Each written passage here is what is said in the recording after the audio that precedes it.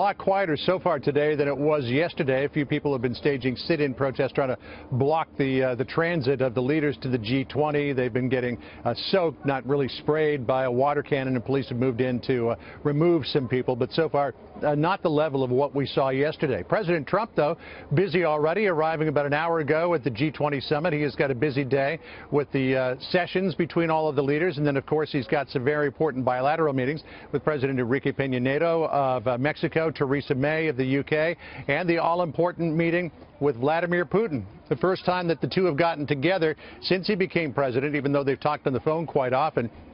And a lot of expectations being raised for this one as well. The president this morning, when he got up, issuing a bit of a tweet storm saying, quote, "I look forward to all meetings today with world leaders, including my meeting with Vladimir Putin. Much to discuss."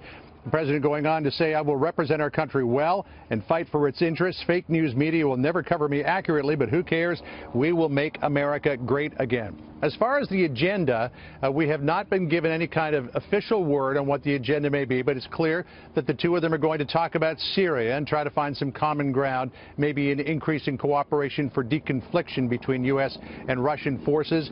They'll also likely talk about North Korea and what can be done to rein in the regime in Pyongyang. Some uncomfortable discussions likely over Ukraine and Crimea and what Vladimir Putin is doing in the eastern part of Ukraine there that the president alluded to yesterday could be destabilizing. Listen to what the president said in his speech at Krasinski Square in Warsaw. We urge Russia to cease its destabilizing activities in Ukraine and elsewhere, and its support for hostile regimes, including Syria and Iran. One thing we don't know if the two leaders will talk about is the alleged Russian interference in the U.S. election. Yesterday, President Trump was asked about that at a press conference with Andrzej Duda, the president of Poland. The president said, well, I think that Russia could be responsible, but there might have been a lot of other players that were responsible as well.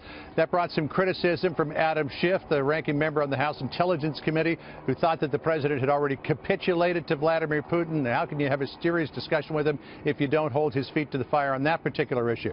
As far as the meeting itself goes, Robin, Heather, we're told that this is going to be a fairly intimate affair. It's likely at this point, this is the plan, that it will only be the president and the Secretary of State Rex Tillerson and an interpreter in that room. And don't forget, Rex Tillerson does have a previous relationship with Vladimir Putin from his days at ExxonMobil. So they're trying to keep this one small, playing the game of lowering expectations. Robin, Heather? If he really wants to stick it to the mainstream media, he'll ask about the Russian meddling because they've all written it off and said he never will. So we'll see what happens. John, thanks so much.